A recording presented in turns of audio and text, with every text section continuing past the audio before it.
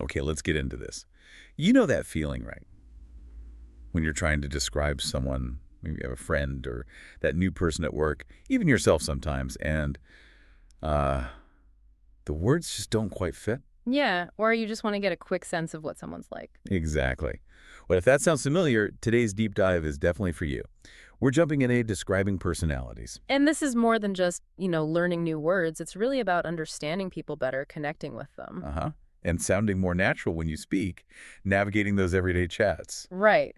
Our sources give us a great handle on this. So our mission today is basically to pull out the key stuff, the most useful bits about describing personality traits. Giving you that shortcut so you feel confident talking about what makes people tick. We're zeroing in on three words you hear all the time: easygoing, reserved, and outgoing. We'll dig into what they really mean, show you them in action, like in this dialogue we found where Julia is outgoing and Sam is reserved, but also. Also easygoing once you talk to them. Yeah. Exactly. And we'll show you how to level up your phrases. Like instead of just saying, he is relaxed, maybe try. He's easygoing. Sounds much better. Or swapping, she is quiet for something like she's kind of reserved. Just little tweaks. And it gets better.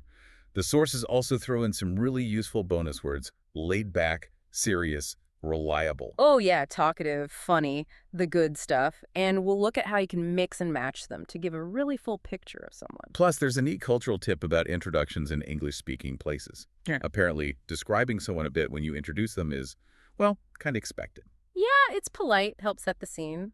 So let's start with that first one. Easygoing. What does that actually mean? It's that person who's just relaxed, calm, doesn't get worked up easily. It's definitely seen as a positive thing. Absolutely.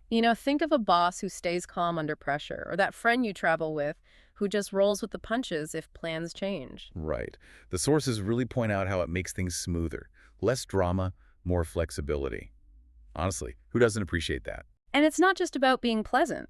An easygoing person can genuinely lower the stress level for a whole group. It helps teamwork, makes things feel more collaborative. Definitely useful in friendships, work, pretty much anywhere, really. Especially when things get unpredictable, like you said, with travel. Okay, so moving on. Reserved. This one's interesting. It means someone's quiet, maybe keeps their feelings to themselves. But crucially, and the sources are clear on this, Yeah. it doesn't mean they're rude or unfriendly. It's just a different style, more private. Exactly. And it's not quite the same as shy, is it? Shyness often has that hint of anxiety about social stuff. Reserved is more like a preference. Like the sources say, he's quite reserved, but very kind once you get to know him. Or she seems reserved in meetings. Uh-huh. And often reserved people are really observant, maybe thinking deeply. You just need a bit of patience. Sometimes what they do say carries extra weight because they don't talk constantly. Good point. Okay, and the flip side, outgoing, the opposite of reserved. Yeah. This is your chatty, social, friendly person, someone who genuinely enjoys being around people. Yeah, they seem to make friends easily, don't they? They thrive in situations with lots of interaction. That's why one source mentions. With the sales job thing, you need to be outgoing for sales jobs. Makes total sense. Right, that natural ability to connect, to engage, it's a huge asset there. Or even just, livening up a party, they have this energy. It's funny how context matters too. Like, I can be pretty reserved initially, meeting new people, but then once I'm comfortable, I probably lean more outgoing. Do you see yourself fitting neatly into one, or is it more mixed? Good question. I think my default is probably easygoing, especially outside work. I like things to be relaxed, but I also like a plan, so maybe not always easygoing if last-minute chaos messes things up. Huh, I get that. And yeah, your example of being reserved than outgoing, it shows why these words are useful. They let us talk about those shifts, those complexities, beyond just saying someone's nice or quiet. Totally. Okay, let's listen to that dialogue snippet. It really brings these words to life. It's two friends, Anna and Ben, talking about new colleagues.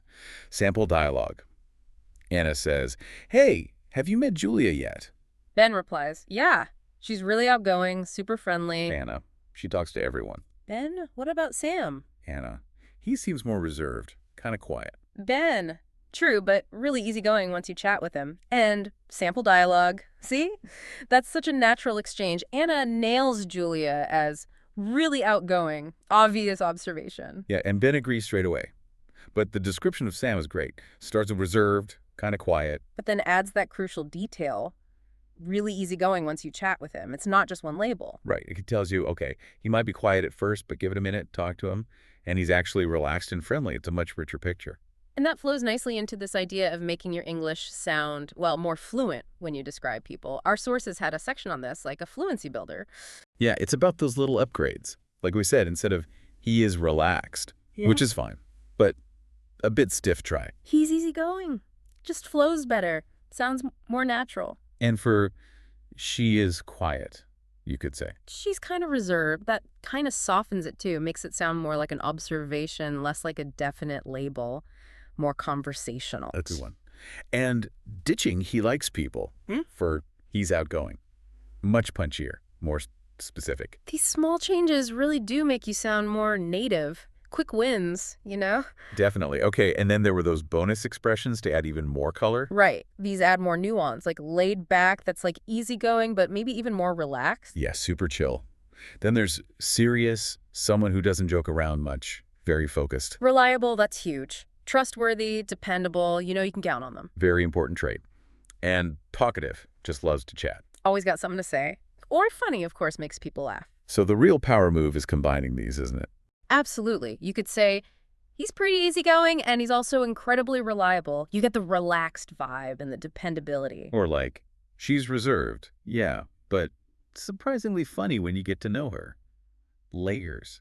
It shows people aren't just one thing. Exactly. It captures that complexity. Okay, and that cultural tip, quick but interesting, about introducing people in English-speaking contexts. Yeah, the sources suggest we often give a little description when making introductions. Like, it's a helpful thing to do. Yeah, it's seen as polite. It gives the other person a bit of a heads up, manages expectations. Like if you say, this is Sarah, she's super outgoing, the person meeting her knows she's likely friendly and easy to talk to. Takes away some of the guesswork. Or if you say, just so you know, Tom's a bit reserved, they won't think he's being rude if he's quiet at first. Exactly. It just smooths that initial interaction, builds a bit of comfort. So, wrapping this all up, what's the big takeaway for everyone listening?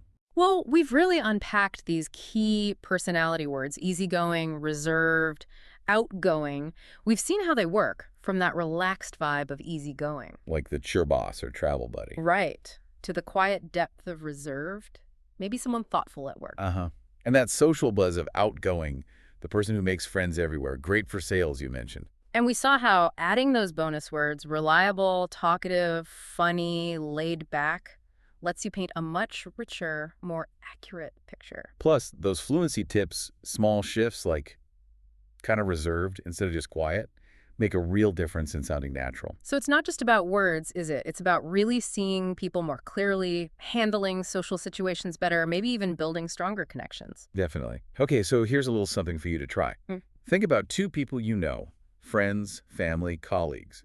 How would you describe them using some of these words? Maybe combine a couple. Yeah, like you could say, my brother is super outgoing and really funny too. Or maybe, my manager is quite serious but very reliable. Try saying it out loud. Or jot it down. Just practicing helps lock it in. It really does. Practice is key. And here's a final thought to chew on. As you start noticing and describing these traits in others, what does that reflection tell you about your own personality? And how could that awareness actually deepen your relationships in ways you maybe haven't expected?